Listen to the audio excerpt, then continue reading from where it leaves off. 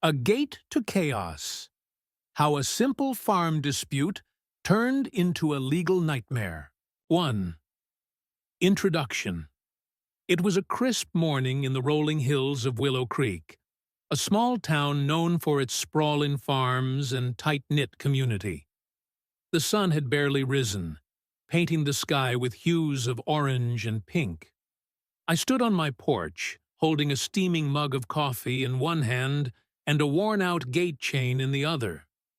My goats were already bleating from their pen, impatient for breakfast, and the rooster was making a racket, as usual. As I was about to head out to the barn, I noticed something that made my heart drop. A shiny new SUV parked squarely across my farm's private gate. It wasn't just blocking my driveway. It was parked in the most nonsensical way, like someone had taken the wheel and spun it in the last second, as if they were trying to get the car to hug the fence posts. Turn to 2. The arrival of the stranger. I walked up to the SUV, hoping maybe it was a lost traveler or someone who had taken a wrong turn. I peered inside the windows. Empty. The engine was off, the windows cracked slightly, and there was no sign of life. The silence was unsettling, broken only by the distant hum of the wind through the fields. That's when I saw it. The bumper sticker. I don't yield. I manifest. At that moment, I knew exactly what I was dealing with. A Karen. 3. The encounter with Karen. Out of the corner of my eye, I spotted a woman emerging from the cornfield like she had just come from a yoga retreat. She was dressed in full hiking gear, oversized sunglasses perched on her nose, a wide-brimmed hat, and a tiny bottle of what I assumed was essential oil dangling from her wrist. She waved at me like we were old friends and said, "Oh, hey, I just needed to reconnect with the earth a little. Your corn is vibing." I stared at her, blinking, trying to process what I was hearing. "Ma'am," I said slowly, "you're parked in front of my gate. I need to get out." Her response was as if I'd asked her to move a mountain. "Oh, it's fine. I won't be long. Besides, it's just a gate." I took a deep breath, trying to keep my cool. "That's my only way out. My goats are waiting for their breakfast, and my egg guy is honking his horn like he's ready to join a rock band." She just giggled. "Okay, but this is a public road, right?" "No," I said firmly. "It's my private driveway." She looked at me like I had just explained the meaning of life. "Oh, well, that's your truth." 4. The towing decision. At that point, I knew this wasn't a discussion I was going to win. I pulled out my phone, dialed the towing company, and said, "I need a car towed. It's blocking my livestock gate."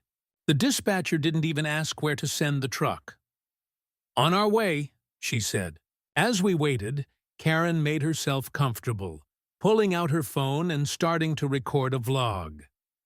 "Hi guys, today I'm being illegally harassed by a farmer. Yes, it's 2025, and we still have farmers because I dared to walk barefoot in a cornfield for my mental health," she narrated, aiming the camera at me like I was the villain in her drama. A few minutes later, the tow truck pulled up, and I couldn't help but feel a little satisfaction. The driver, a burly man with a thick beard, took one look at the situation and said, "Karen?" I nodded, and he went to work. That's when Karen jumped in front of the truck. "You can't do this!" she screamed. "This is my vehicle. You're putting my support animal in danger." She pointed to her purse, which looked like it was about to burst open. "Chardonnay is in there," she cried, her voice high-pitched. The tow driver just sighed and cranked up the country music in his cab. I leaned against the fence, arms crossed, watching the show. Her protests were as loud as her sense of entitlement, but it was too late. The truck lifted her car without hesitation, And the egg delivery guy, now fully fed up, snapped a selfie with her in the background. Fiver, the lawsuit. The next week, I got a letter in the mail. I opened it with a mix of disbelief and amusement.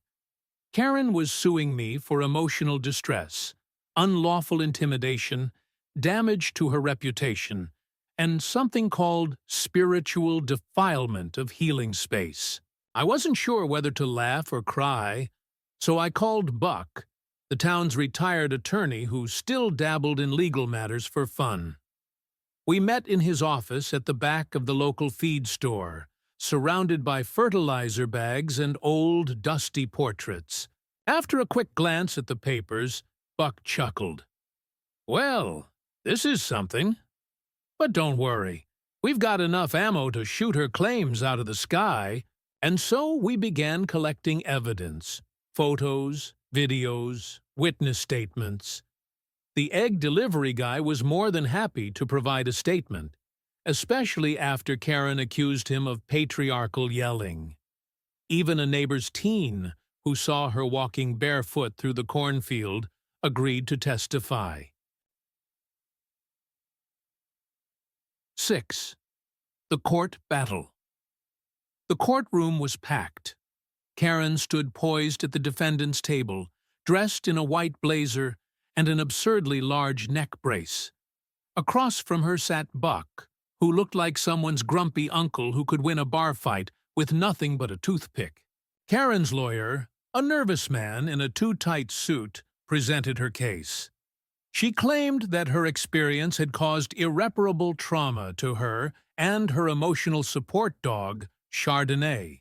But Buck wasn't fazed. He calmly presented video footage, photos, and witness statements. He even played a video where Karen, in her own words, said, "These backwoods people need to be spiritually humbled." When it was time for Karen to testify, her defense was more theatrical than factual. She claimed she had been violated by a patriarchal agricultural system. Her emotional support dog, she said, now needed weekly therapy sessions. But the real bombshell came when Buck presented screenshots of Karen's parking violations in 2 other towns. One selfie she posted, titled, "If your land didn't want me here, it should have said so with vibes," sealed the deal. 7. The appeal and press conference. Even after the ruling, Karen wasn't done.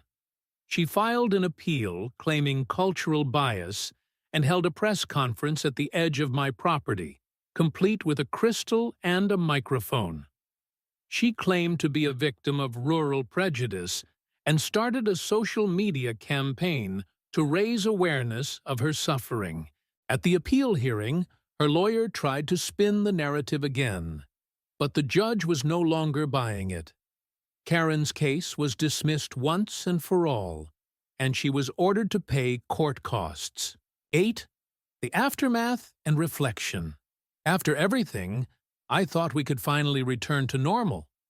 The farm was quiet again, but what I didn't expect was how viral the whole thing became. Local news outlets ran the story, and soon memes, T-shirts, and even a fundraiser popped up in support of the farm. Karen, on the other hand, faded into obscurity. Her online following dwindled, and she tried to monetize her spiritual trauma with chakra readings.